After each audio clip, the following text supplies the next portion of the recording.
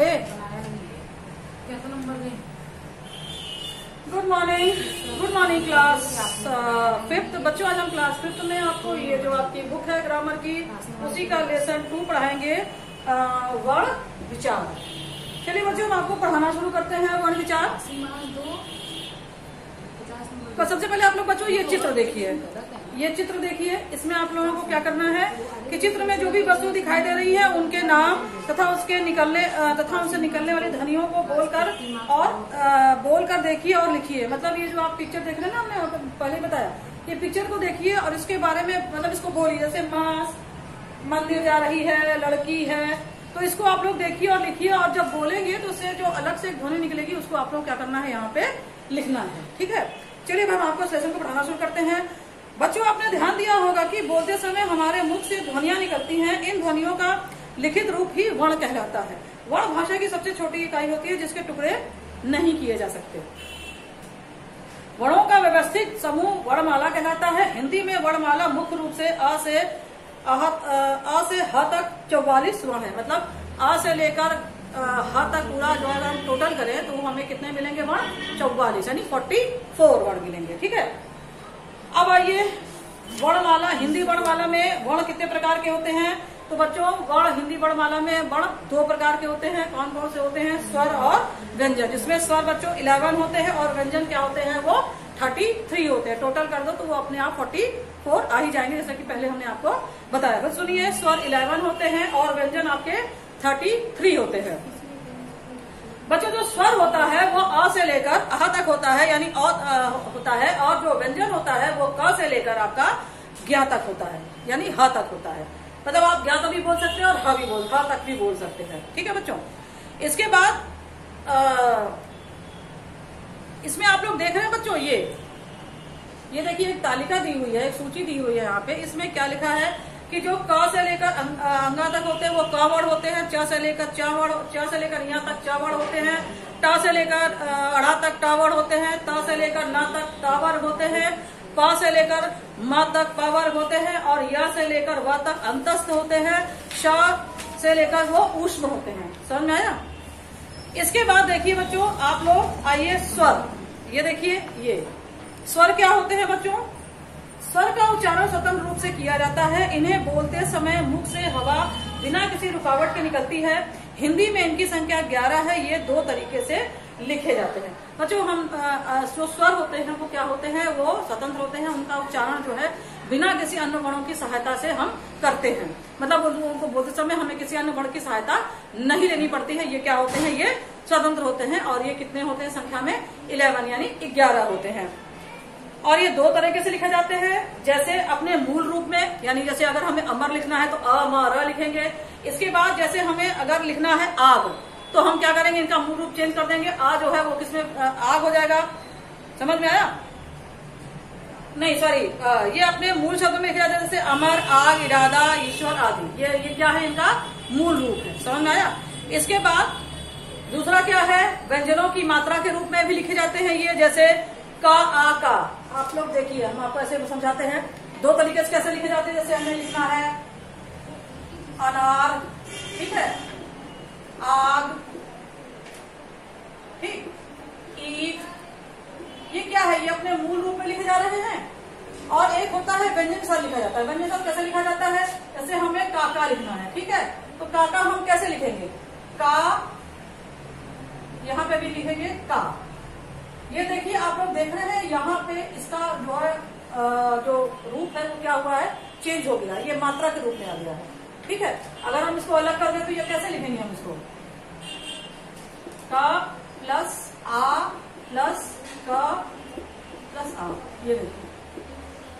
ठीक है, तो व्यंजन जो होते हैं, सॉरी स्वर जो होते हैं वो 2 तरीके से लिखे जाते हैं। एक अपने मूल रूप में और एक क्या होते हैं? व्यंजन में मात्राओं के साथ लिखे जाते हैं। ठीक है, अब बच्चों ये स्वर के भी हमारे 3 भेद होते हैं। समझ में आया? स्वर के 3 भेद होते हैं। पहला है हर्ष स्वर, दूसरा है दीर्घ स्वर, तीसरा है पलुत स्वर। ठीक है, जो हर्ष स्वर होते हैं बच्चों इनके उच्चारण में कम समय लगता है। जैसे ये 4 होते हैं अ, ई, उ और ऋषि। बच्चों जो ह स्वर होते हैं जब हम उनको बोलते हैं तो उनके बोलने में हमें कम टाइम लगता है। जैसे ये 4 होते हैं, कौन कौन से होते हैं? अ, ई और ऋषि। आप खुद ही फील करिए कि जब हम इसको बोल रहे हैं तो हमें बहुत कम टाइम लग रहा है। अ, ई, उ, ऋषि। ठीक है, तो ये होते हैं हमारे ह स्वर होते हैं। दूसरा है बच्चों दीर्घ स्वर। दीर्घ स्वर क्या होता है? इनके उच्चारण में ह स्वरों के उच्चारण से दुगना समय लगता है। जैसे ओ, जैसे आ, ई, उ, ए, ओ, औ, ये 7 होते हैं बच्चों। समझा? जो दीर्घ स्वर होते हैं वो 7 होते हैं, और जब हम इनको बोलते हैं तो इनका जब बोलते समय हमें ज्यादा समय लेना पड़ता है। जैसे आ, ई, उ, ए, ओ, औ। आप लोग फील कर रहे हैं कि जो पहले हम ह स्वर बोले थे उससे हमें समय ज्यादा लग रहा है। समझ आया बच्चों? थर्ड है बच्चों लघु स्वर। इसका है, इसके उच्चारण में हर्ष स्वरों के उच्चारण से तिगुना समय लगता है। मतलब ये जो प्लस स्वर होते हैं इसको जो है जब हम दूसरे बोलते हैं तो उसको दीर्घ से भी ज्यादा समय लगता है। जैसे ओम, देख रहे हैं आप, तो ये ज्यादा समय लग रहा है कि नहीं लग रहा है? इसी तरह, और इसको जब हम लिखते हैं तो बीच में हमें लिखने के लिए, जैसे हम लिखते हैं जो स्वर को, तो हम क्या लिखेंगे? ऐसे करके लिखेंगे। ठीक है, ये साइन लगा देंगे तो इसका उच्चारण जो है क्या हो जाएगा? ओम। देख रहे हैं? तो हमें क्या लग रहा है? ये दीर्घ स्वर से भी ज्यादा टाइम लग रहा है इसको हमें बोलने में। इसके बाद है बच्चों, इसमें क्या होता है? इसमें जो है आते हैं 4। कौन कौन से आते हैं? अनुस्वार, अनुनासिक, विसर्ग और आगत। ठीक है, अनुस्वार क्या होता है बच्चों? इसका उच्चारण नाक से होता है, जैसे घंटी, चंचल, मंगल आदि। इसका चिन्ह क्या होता है बच्चों? अंक की मात्रा, ये। ठीक, इसके बाद है बच्चों अनुनासिक। इसका उच्चारण नाक और गले दोनों से होता है, जैसे गूंज, छाव, ताव आदि। इसका साइन क्या होता है बच्चों? ऐसे, ये देखो ना, ये। ठीक है, इसके बाद है बच्चों विसर्ग। विसर्ग का उच्चारण ह जैसे होता है। जब हम बोलते हैं तो हमारे मुंह से ह भी सुनाई देता है, जैसे प्रातः, अतः, पुनः। देख रहे हैं आप लोग? तो ह का भी उच्चारण जो है वो क्या हो रहा है? हो रहा है। इसका साइन होता है बच्चों ये व्यंजन के बाद में लगता है। जैसे आपको लिखना है ना प्रातः, ये देखो, ये बाद में लगता है। ठीक है, इसके बाद है बच्चों आगत स्वर। आगत स्वर क्या होता है? ये देखिए, इसका ये ऐसे ये है, इसका साइन ये है। तो मैं ऊपर बिंदी नहीं लगी रहती है। जैसे बॉल, डॉल, तो ये क्या है हमारा? ये आगत स्वर है। इनका उच्चारण आ और ओ के बीच ध्वनि के रूप में होता है।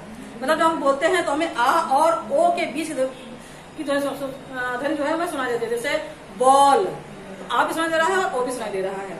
ठीक है, इसका चिन्ह क्या होता है? ये होता है। ठीक, तो मैं जैसे हम लिखेंगे हॉल, तो हम हॉल कैसे लिखते हैं? ये, अगर हम ये ना लगाएं तो ये सिंपल से क्या है? हॉल है। अगर हम यहाँ पे ये लगा दें तो ये क्या हो जाएगा? हॉल हो जाएगा। समझ में आया? इसी तरह बॉल, डॉक्टर, चौक, तो ये क्या है हमारा? ये आगत है। और ज्यादातर इनका प्रयोग अंग्रेजी से हिंदी में आए शब्दों के लिए किया जाता है। ये हॉल, बॉल, ये सब क्या है बच्चों? ये अंग्रेजी के शब्द हैं और उनका प्रयोग हम क्या करते हैं? हिंदी में करते हैं। तो जब हम हिंदी में इनका प्रयोग करते हैं तभी हम आगत चिन्ह भी इस पे लगाते हैं। फिर बच्चों मात्राएं। मात्राएं क्या होती हैं? स्वरों के लिए स्वरों के लिए निर्धारित चिन्ह मात्राएं कहलाते हैं। अ के अतिरिक्त सभी स्वर व्यंजनों के साथ जुड़कर मात्रा का रूप ले लेते हैं। बच्चों अ की मात्रा नहीं होती है और मात्रा शुरू होती है बड़ा से। तो जब जो है स्वर जो है व्यंजन से मिलता है तो उसका रूप क्या होता है? वो चेंज हो जाता है, वो मात्राओं के रूप में बदल जाता है। समझ में आया? जैसे हमने आपको ये बताया था ना काका लिखना, तो देखिए रूप चेंज हो गया ना यहाँ पे आके इसका। तो इसी तरह जो है स्वरों का रूप क्या होता है? व्यंजन साथ मिलने के बाद चेंज हो जाता है मात्राओं के रूप में। ये देखिए ये दिया हुआ है, आप लोग इसको ध्यान से पढ़िएगा। ठीक है, आप लोगों को अच्छे से समझ में आ जाएगा। फिर है बच्चों व्यंजन। हमने आपको बताया स्वर के 2 भाग होते हैं, स्वर और व्यंजन। तो अब है आपका व्यंजन। अभी तो हम आपको स्वर पढ़ा रहे थे, अब हम पढ़ाएंगे आपको व्यंजन। व्यंजन क्या होते हैं बच्चों? ये स्वतंत्र रूप से नहीं बोले जाते हैं। इन्हें बोलने के लिए स्वरों की सहायता हमें लेनी पड़ती है। ये मूल रूप से हिंदी में मूल रूप से इनकी संख्या 33 है, यानी 33 है। बच्चों जो व्यंजन होते हैं उसका उच्चारण स्वरों की सहायता से ही होता है। हम बिना स्वर की सहायता से व्यंजन नहीं बोल सकते हैं। और ये कितने होते हैं बच्चों? ये होते हैं 33 यानी 33। फिर है बच्चों संयुक्त व्यंजन। संयुक्त व्यंजन क्या होते हैं? 2 विभिन्न व्यंजनों के मेल से बने व्यंजन संयुक्त व्यंजन कहते हैं। जब अब 2 व्यंजन के मिलने से जो व्यंजन बनता है उसे हम क्या बोलते हैं? संयुक्त व्यंजन बोलते हैं। बच्चों ये 4 होते हैं। कौन कौन से? होते हैं ये छ, त्र, ज्ञा और श्र। ठीक है।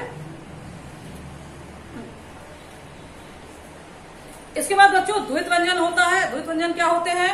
दो समान या एक जैसे व्यंजनों से मिलकर बने व्यंजन द्वित व्यंजन कहलाते हैं। मतलब दो समान, जैसे हम आधा नहीं लिखते हैं, जैसे गन्ना लिखना तो हम क्या लिखेंगे? गा न ना। ये देखिए ना, ये दो व्यंजन से मिलकर बन रहा है, दो समान व्यंजन है ना ये, तो यही हमारे क्या कहलाते हैं?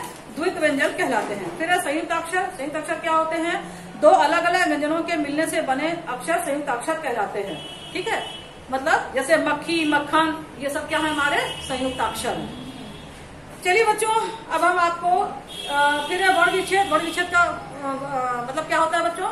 विच्छेद का अर्थ है अलग करना। शब्द के प्रत्येक वर्ण को अलग करना वर्ण विच्छेद कहलाता है। मतलब जब हम शब्द को अलग करते हैं तो हम वो क्या कहलाते हैं? वर्ण विच्छेद कहलाते हैं। जैसे आपको हमको लिखना है महल। देखिए ये शब्द है महल, तो हम क्या लिखेंगे? म प्लस आ प्लस ह प्लस आ प्लस ल प्लस आ। ठीक है। यही क्या है? हमारा वर्ण विच्छेद है। मतलब हमने इसको क्या किया? अलग अलग करके वर्ण विच्छेद करके लिख दिया। तो यही कहलाता है हमारा वर्ण विच्छेद। विच्छेद मतलब होता है अलग करना, वर्णों को अलग करना, मतलब अलग करना। चलिए अब हम आपको ऐसे क्वेश्चन आंसर बताते हैं बच्चों। क्वेश्चन दिया है पेज नंबर 19 पे, ये देखिए, इसके हम आंसर बताते हैं आपको। पहला है वर्ण कितने प्रकार के होते हैं? तो आप क्या लिखेंगे? वर्ण दो प्रकार के होते हैं। कौन कौन से होते हैं? स्वर और व्यंजन। इसके बाद बच्चों संयुक्त व्यंजन कैसे बनते हैं? तो आप आंसर क्या लिखेंगे इसका? ये देखिए, ये इसका आंसर है, यहाँ पे दिया हुआ है। ये दिया है आपका पेज नंबर 17 पे। आंसर क्या है इसका? हम बता देते हैं। दो विभिन्न व्यंजनों के मेल से बने व्यंजन संयुक्त व्यंजन कहलाते हैं। थर्ड क्वेश्चन है बच्चों, वर्णमाला कैसे बनती है? अब इसका आंसर क्या लिखेंगे? वर्णों के व्यवस्थित समूह वर्ण को वर्णमाला कहते हैं। समझ में आया? और तो यही आप लिखेंगे कि वर्णों के व्यवस्थित समूह को हम क्या कहते हैं? वर्णमाला कहते हैं, जब हम एक क्रम में चीजों को लिखते हैं। चलिए बच्चों, आज को पेज नंबर 20 पे आइए। ये देखिए, ये पेज नंबर 20 है। इसमें क्या है?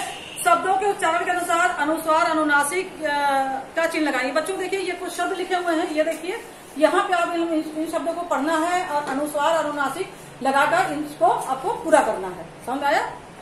जैसे आपका है अंदर, अंगूठा, बांसुरी, धुआं, सब्जियां, सांप, पंखा, रंग, पंजा।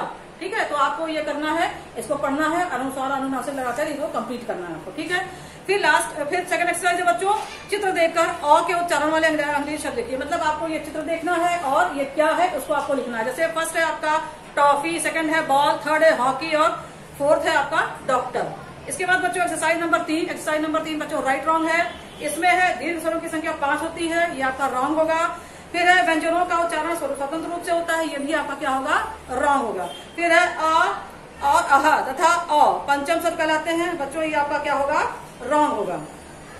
आपका फिर थर्ड है अनुनासिक का चिन्ह ऐसे होता है, ये वाला, तो आप इसको क्या लिखेंगे? राइट लिखेंगे। ठीक है। फिर मात्राओं का प्रयोग व्यंजन के साथ होता है, ये भी आपका क्या होगा? राइट होगा। ठीक है। इसके बाद बच्चों आप लोगों को इसका वर्ण विच्छेद करके लिखना है। ये देखिए, जैसे राष्ट्र, अक्षय, श्रुतिलेख, पर्वत और कृषक, इसका आप लोगों को क्या करना है? वर्ण विच्छेद करके लिखना है। फिर है बच्चों लास्ट आपका एक्सरसाइज नंबर 5, संयुक्त और द्वित व्यंजन वाले शब्द छांटकर अलग अलग स्थान पर लिखिए। बच्चों ये देखिए, ये संयुक्त व्यंजन लिखा है और ये द्वित व्यंजन लिखा है, ये ऑप्शन दिए हुए हैं। अब आपको इसमें से छांटना है और लिखना है कि कौन सा संयुक्त व्यंजन है और कौन सा द्वित व्यंजन है। जैसे आपको संयुक्त व्यंजन लिखेंगे कक्ष, श्रेय, संज्ञा और सत्रह। द्वित व्यंजन लिखेंगे सज्जन, अन्य, छप्पर और लट्टू। ठीक है। ये देखिए। चलिए बच्चों, अब आपका लेसन 2 भी यहीं पे खत्म होता है। नेक्स्ट वीडियो में हम आपको इसी बुक का एक नया चैप्टर पढ़ाएंगे। ठीक है बच्चों।